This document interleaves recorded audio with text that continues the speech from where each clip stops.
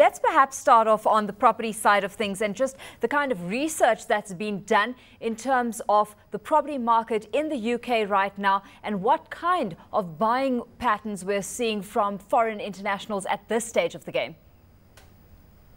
Yeah, good afternoon, Alishia. When we look at the property market in London in 2010, there was £7 billion worth of property bought in the Greater London area, and about £3.7 billion was bought by foreign nationals.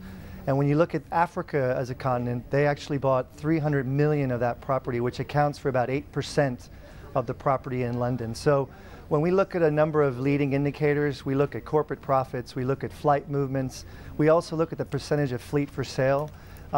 These four things are really close to what we're trying to monitor, not only in the England area or the Europe, Middle East, and Africa area, but around the world, to see as positive indicators. And when you look at the property that's been bought in London in 2010, again, 52% of that was bought by foreign nationals. And London being a very international city right now with the Olympics here next year, we looked at this report, which came from the Land Registry, as a very favorable indicator that things aren't all that bad, and we've got a lot of our customers that do come to London and they see this as a great opportunity to invest in London. Yeah.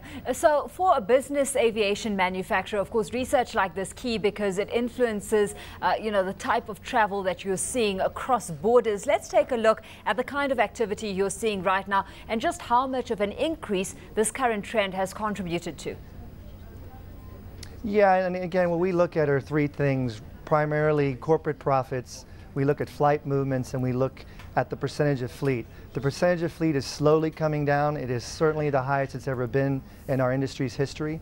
But when you look at the flight movements in Europe, the local airports around the London area, such as Biggin Hill, Farnborough, and London City, all have in excess of 30% traffic increases year over year. So we attribute this, I believe, to some of the properties that have been bought over the last year, to folks coming to London to buy property in their private aircraft, whether it's charter or whether it's their own airplane. Just how much in how much contrast does this stand to the kind of travel we're seeing amongst the regular consumer and the regular traveler at this stage? I think, business travelers need to be in front of customers, and London is a very international business climate. A lot of our customers are coming to London to do business. They're here regularly. We actually opened up a gallery here in London for that reason, as opposed to a gas and go approach where we fly our demonstrators to different parts of the region. We've now opened a gallery in Mayfair where customers from around the region can come to look at the benefits of business aviation. Okay, so we're seeing these kind of trends, of course, this supportive of the aviation industry in the face of what kind of challenges that persist, Sean? Well, the challenges in our industry right now is obviously financing is still a challenge for some of our customers.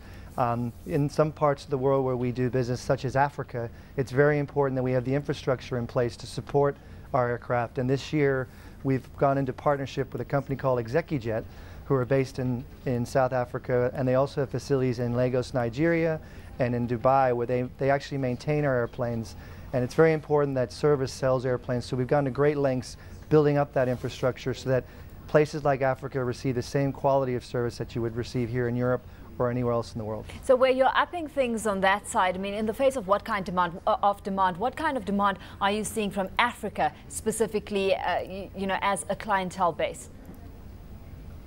Africa is a very strong marketplace for us. It always has been. It's a very important part of the world for us when we look at the potential of not only the installed base of aircraft that we have there that need to be replaced, which typically takes place about 5 or 10 years, but we also see a lot of new first-time buyers throughout Africa. And again, when you look at the property in London, and it's a good indicator for us, 300 million pounds of property was bought by Africans. That's only 50 million pounds behind all of the Americas combined, so North America, Brazil.